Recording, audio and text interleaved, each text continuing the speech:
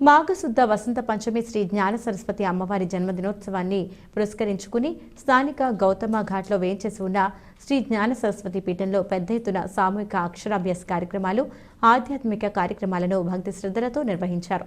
జ్ఞాన సరస్వతి పీఠం వ్యవస్థాపకుడు తోట సుబ్బారావు ఆధ్వర్యంలో సరస్వతి అమ్మవారికి ప్రత్యేక పూజలు నిర్వహించారు. ఉదయం నుంచి సాయంత్రం వరకు పెద్ద ఎత్తున ఆధ్యాత్మిక కార్యక్రమాలు నిర్వహించడంతో ఆలయంలో సందడి నెలకొంది.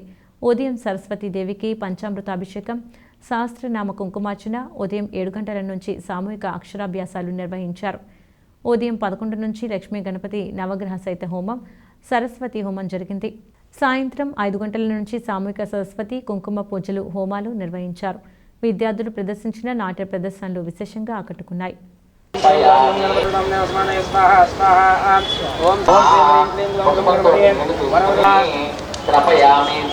బయట చెప్పడం అందరూ కూడా సరస్వతి నమః. ఓం ఐం సరస్వత్యై స్వాహ. ఓం సరస్వత్యై నమః. ఓం ఐం సరస్వత్యై స్వాహ. ఓం ఐం సరస్వత్యై స్వాహ. ఓం సరస్వత్యై నమః. ఓం సరస్వత్యై నమః.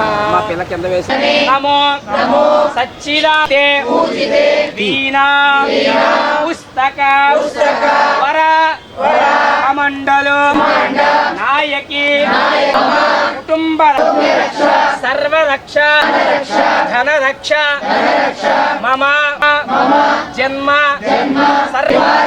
జన్మ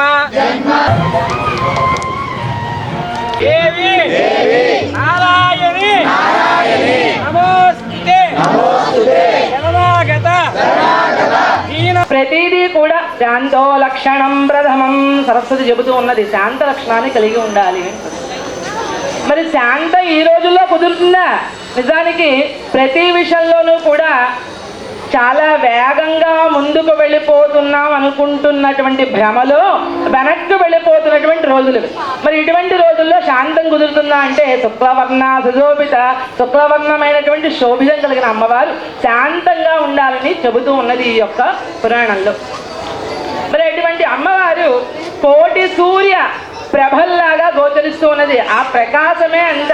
ఆవిడ యొక్క ప్రకాశ రూపాన్ని చూసినట్లయితే మనకి అగమ్యమైనటువంటి గోచరం కానటువంటి ఒక స్తబ్దుత నుండి మనం వెలుగు వైపు వెళ్ళిపోతామట. అసలు నిజానికి అమ్మవారి యొక్క స్వరూపం చూసుకున్నట్టు ఓంకారే సరస్వతి రూపం దృశ్య. మొట్టమొదట ఓంకారమే అమ్మవారి యొక్క స్వరూపం దేవి భాగవతం చెబుతోంది. ఈ శుంభ